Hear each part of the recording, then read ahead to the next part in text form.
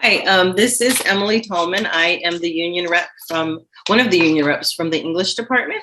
And today I'm going to be interviewing Marla Prochnow from the Anthropology department.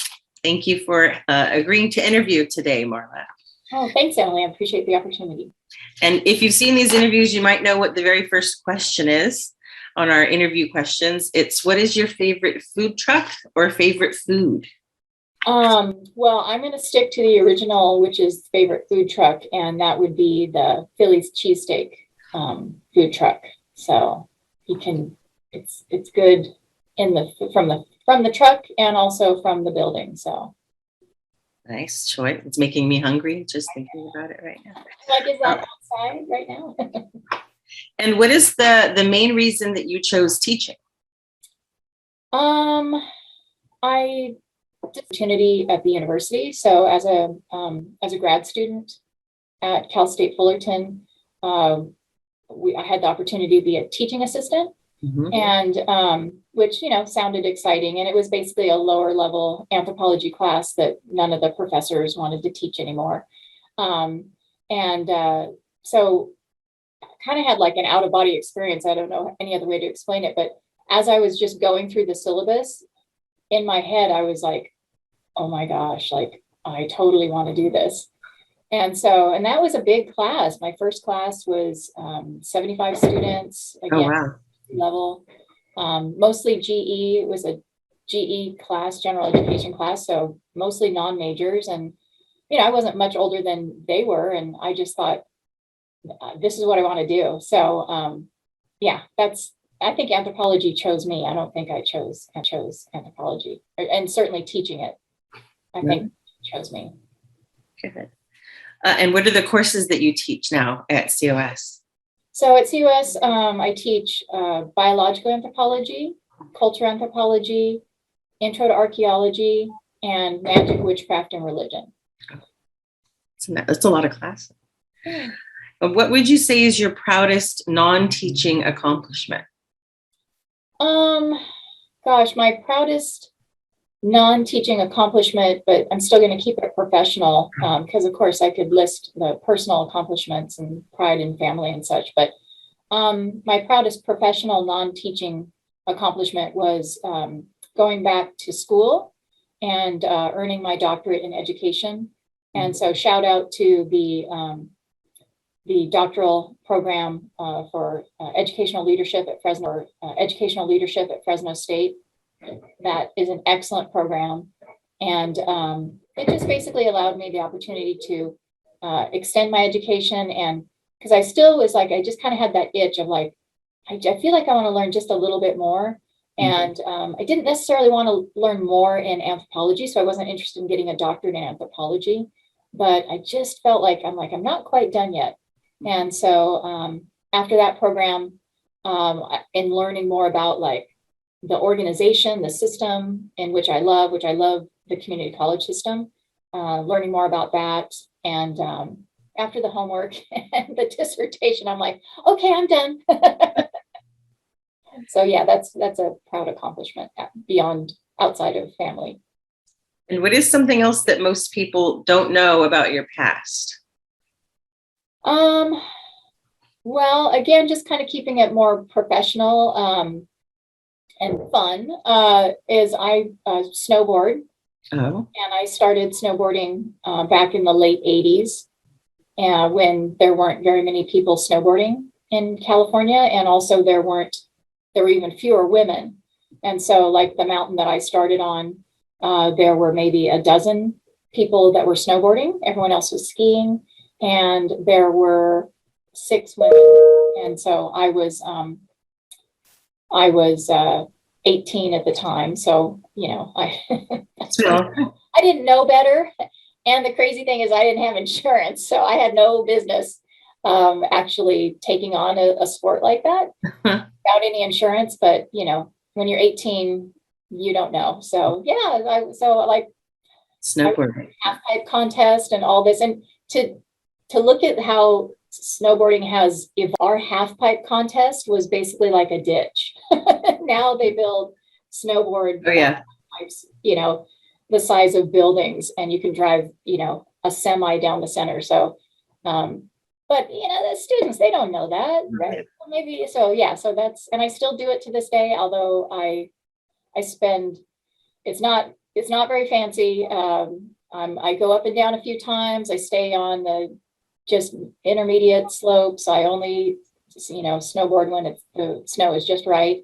And now you have insurance. I have great insurance. That's the thing, is I could actually push myself more with great insurance. But yes, it's ride down, have something to eat, ride down, have a cup of coffee, ride down, have a snack. So it's mostly snacking and gliding anymore. So let's move on to our next question. What is and gliding anymore?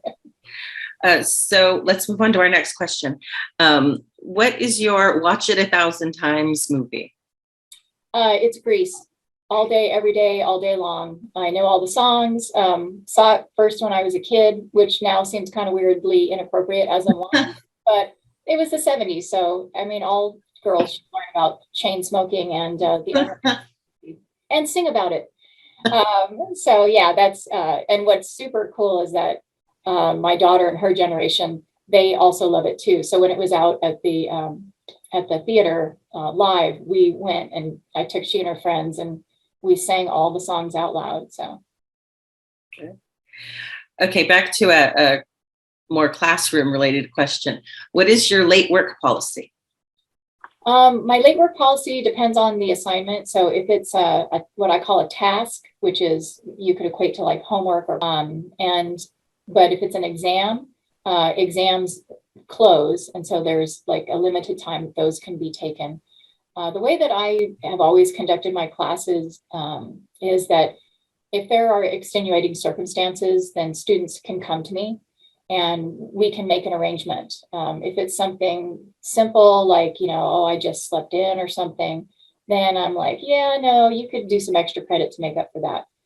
But for the most part, I don't have a problem with students missing work or missing exams, because the circumstances that they have are truly extenuating. And that's one of the things about being in this business for 25 years. I don't have a lot of my dog ate my homework. I have some really significant situations that I'm impressed that our students survive. That's the next question is related. What is your absence policy? Absence policy. Absence policy. Absence policy is also very open. And so I don't take attendance, but it's hard to pass the class without attending. Mm-hmm. And so I leave that up to the student to figure out how to manage their lives. And like I said, usually the classrooms, almost to normal capacity in normal times. So yeah, I just think if you make the content interesting and engaging, then students want to be there. I liked being at school. School for me was a sanctuary from other things. So it was also an excuse that I couldn't cover someone else's shift at work because I had school, I had class. So I don't really think students don't want to be in class. I think they want to be in class. And so if you make the material interesting and engaging, then they'll want to be there. And if they can't be there, they just need to learn to manage their life and their time. Great answer to your students. One piece of advice I would give is give us a chance. Like give your instructors a chance. Like we're just people. We have a lot more information and a lot more knowledge to share beyond just our topic. All of us spent way too long in school. Many of us are still paying off student loans. We understand the trials and tribulations of, working a part-time job, balancing childcare, balancing, your family's perspective about education and how much they do or don't value it. So, I just always wonder, why students don't come to us for just more knowledge and guidance just in general, because obviously we liked school so much we came back.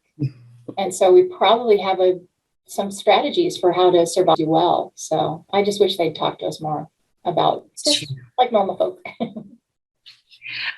All right. As far as pets, do you have any pets?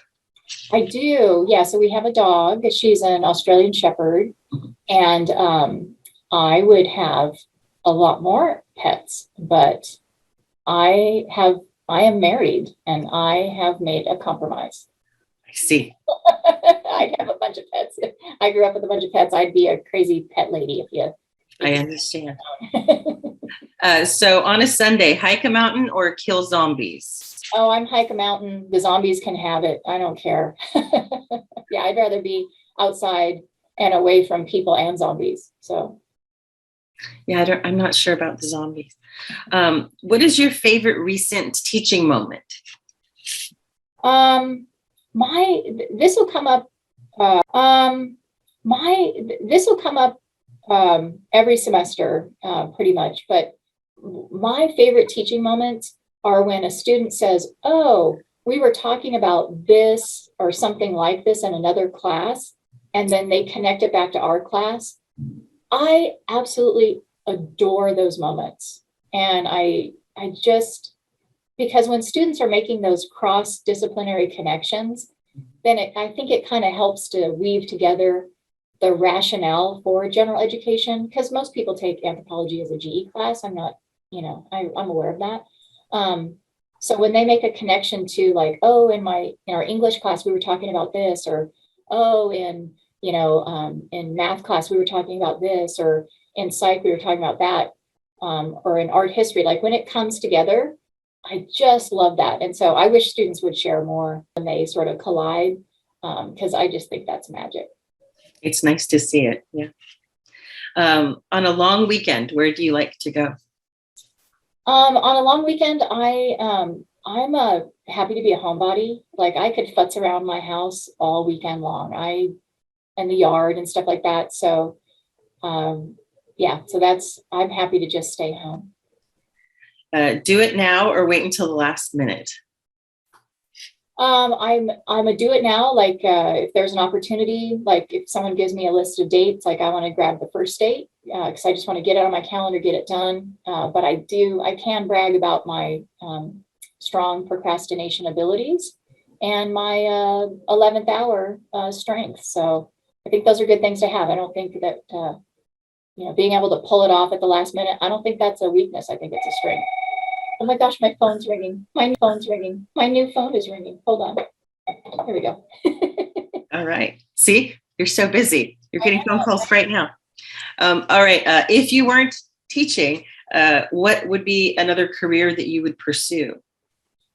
If I wasn't teaching, I would be working in the restaurant industry. So I know two things. I know how to work in a restaurant and I know how to teach anthropology. And that's all I know. So I have no other skills. What is your favorite anxiety reliever? My favorite anxiety reliever is sleep. I think that, and I know the biological aspects of like, cells cleansing themselves and things like that, but sleep for me is a great problem solver. It's a great time to puzzle. And I don't mean like, hide away and sleep, but just to be like, okay, if something's a problem, if something's, causing me anxiety, it's going to be broken in the morning. So, I mean, I might as well go to sleep and deal with it with some rest and some clarity, because it's not like anybody's going to, sneak in the night and solve that problem. That problem will still be there in the morning. So I think sleep is my favorite anxiety reliever. That's a good one. I wish I could get more of that one. Oh, it's the problem is still going to be there in the morning, I guarantee. All right. If you were on a deserted island, what is one inanimate object you would take with you?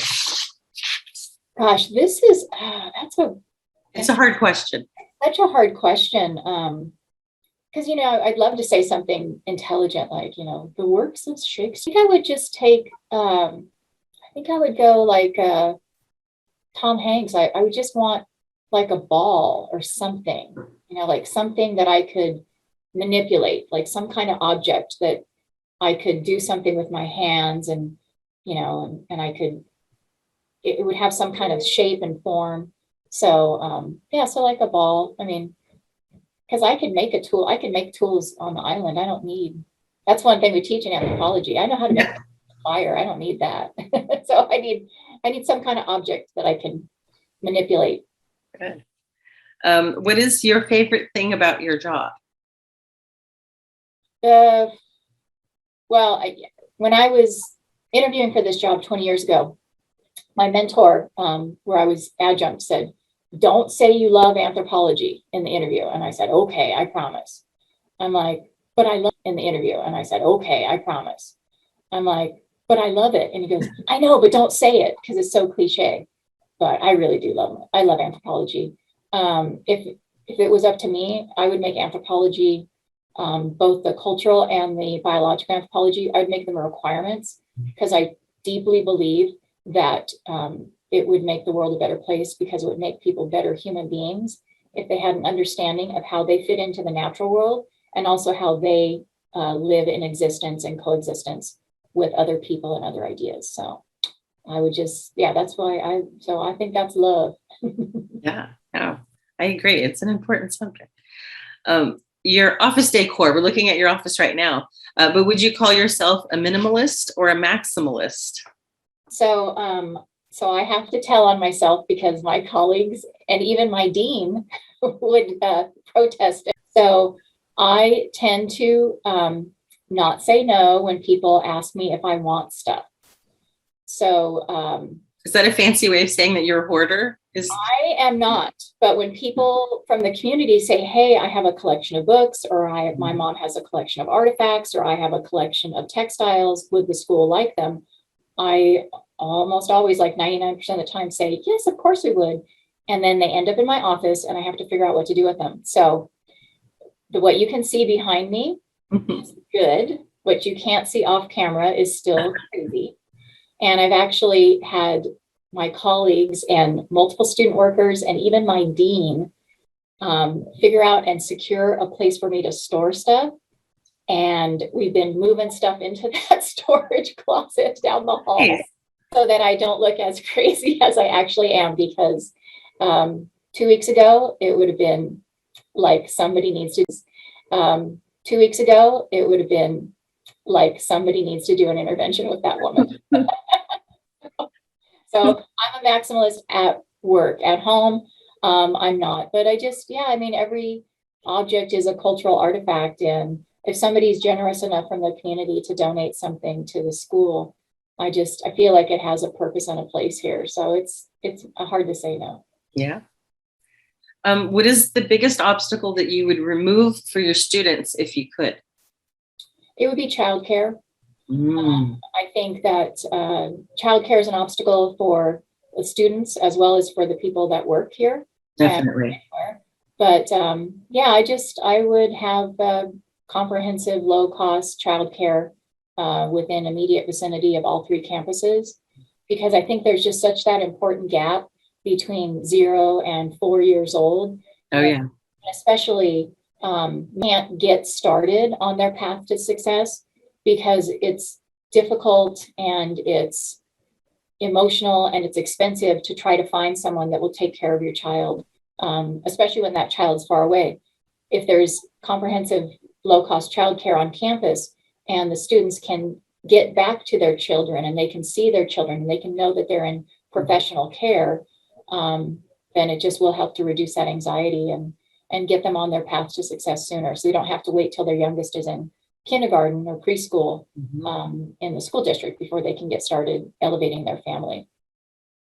It's a great answer. Last question. What is the best thing about being a union member here at COS? I think the best thing about being a union member is the sense of community. And I could go into more detail, but I won't here. But people don't realize, like, if you are just employed as an independent person and you're having some kind of disagreement with your employer, it's just, if you don't have a union, it's just you and the employer, and you just have to work it out and compromise and hope that they're a reasonable person about the situation.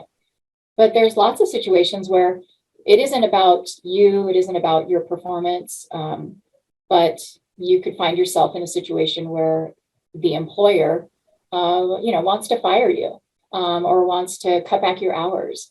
So having that power of collective bargaining that's the whole point of unions altogether. So it always amazes me that a group of people that know each other over the years, or brand new people that come in that don't know each other, that we are all ready to rally and get behind and protect the principles of someone else's employment. And that's, I don't think there's any way that I can express how powerful that is and how protected I feel. Let's face it, I've spent a ton of time on my education, a bunch of money. I've done way too much homework. And all I really know how to do is teach anthropology or wait tables. And so if for some reason, and this is not, this hasn't happened recently, and I'm a tenured faculty, it's not likely to come up, but if I came up against somebody that was disagreeable to my discipline, my topic, and they were like, we're just going to cancel anthropology and I would be out of a job, that would be completely unfair. And so to have that power of collective bargaining, I think it means everything. And I think that's the main reason to be part of a union. Yeah, it's so important. Is there anything else going on in your department that you would want to tell us about? In our department specifically, so the social science division is a big division. We've got each department, each subject, each discipline. What's going on in anthropology isn't necessarily that exciting. Right now, I'm a co-chair for the social science division, so I always think more on a division level. Uh-huh. The exciting thing for our division is that our ethnic studies, our full-time ethnic studies professor, Octavio Barajas, is just out there in the community, serving districts, local districts, regional districts, statewide conversations, and meeting the moment with ethnic studies. So yeah, as a division, even though we're individual disciplines and individual departments, we kind of act and move more like a collective. So, but yeah, so we're all kind of rallying behind that and excited about our place in that. And we have several people retiring. That's I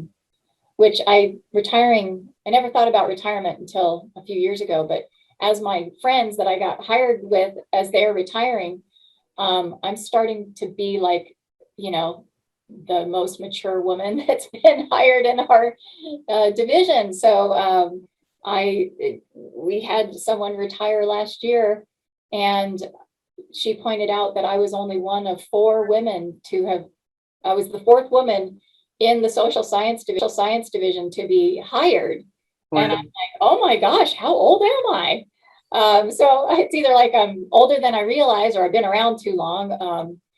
But yeah, so thinking that I'm part of the history of the division and part of the history of the district is kind of a weird place for me right now. So as people keep retiring, I'm like, where are you guys going? Don't leave me here too long. We need you here too. You better not retire yet. All right. Well, thank you for talking to us today, Marla. It's been a pleasure. You're welcome. And we really appreciate it.